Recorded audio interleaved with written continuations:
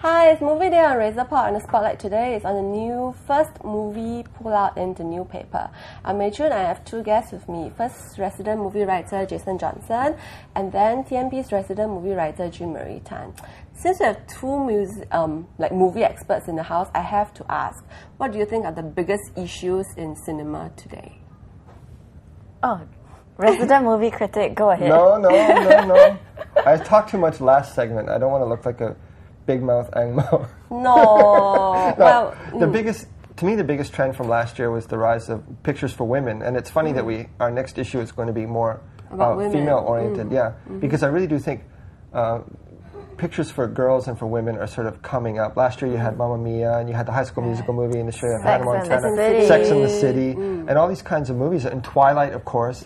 All these movies are coming up, which I think is just great, because boys have dominated the cinema screens for the last few decades, and so now girls are finally getting some blockbusters tailor-made for them. I think that's a great development, and you get more variety. But how did that come about, actually? I think that, you look at movies like Hairspray sort of broke through, and Chicago, and these sort of musicals, and it seems like the musicals were maybe the thin edge of the wedge, because musicals, of course, have a female and a pink audience. And then after that, you can sort of bust into sort of a fully sort of girl-type movies like Mamma Mia and stuff like that.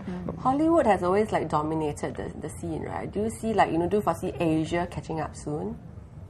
Well, they have caught up in a way. Like Chinese New Year, the biggest titles are always the Asian, titles. So, but of course, the ratio from Hollywood to Asia is still very, the gap's still very wide. So, I look at your pullout. Yeah. Where is our first Asian film going to get on the cover? Blood, the Last Vampire. Oh, that's Hollywood though. Darn, but...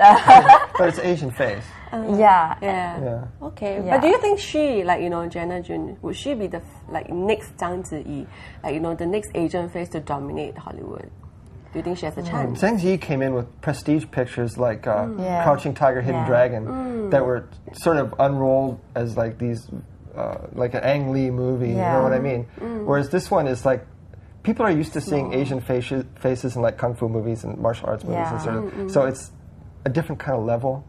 But she's a vampire slayer. Vampire slayer, but it doesn't have that same prestigious sort of... Personally, I don't think it will be a big breakthrough for her. It might be just a throwaway kind of B movie. There's so many... there's so many... Well, because I know Zhang Ziyi, was her first Hollywood one, Rush Hour? No, the Rush Hour. Then she came I mean, at least that was a franchise picture, and you had big stars in it. Well, Gianna should be looking for those kind of projects to actually propel her forward. If not, it'd be another Street Fighter. Legend of Chun-Li, something like that. Very, exoticized, heavily exoticized, but maybe not much substance. So I don't know whether it would go unnoticed in Hollywood. I think it would sort of... But the Koreans are becoming quite a force to reckon with in Hollywood.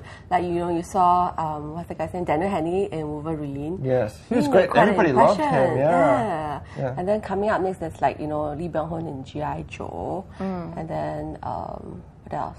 Do you think they might Rain become... in Speed Racer, one of my favorites. It is one of your favorites? I love Rain, and I love Speed Racer. Jason should go on and on. No, but Rain Everyone knows Nature's a K-pop, K-everything fan. Rain was great in that movie, I thought. He's very cool. Yeah, he had good body, full stop. Yeah, good body, but okay. But the Korean movies... I mean, a few years ago, they had so many great movies like A Bittersweet Life and The Host and Sympathy for Lady Vengeance and Old Boy. And it just seemed like a non-stop, it's like a juggernaut just coming out. Exactly. But what has happened to Korean cinema now? It's hard to keep that up, man. That was like maybe their high watermark for the next little while, but I'm sure they'll get there again. I mean, they're great filmmakers. If they stop killing themselves, they should be okay. Okay, we'll leave you to mull over Korean film, and when we come back, we'll find out from our guests what were their best and worst movie ratings, and if they ever regretted a certain rating. Stay with us.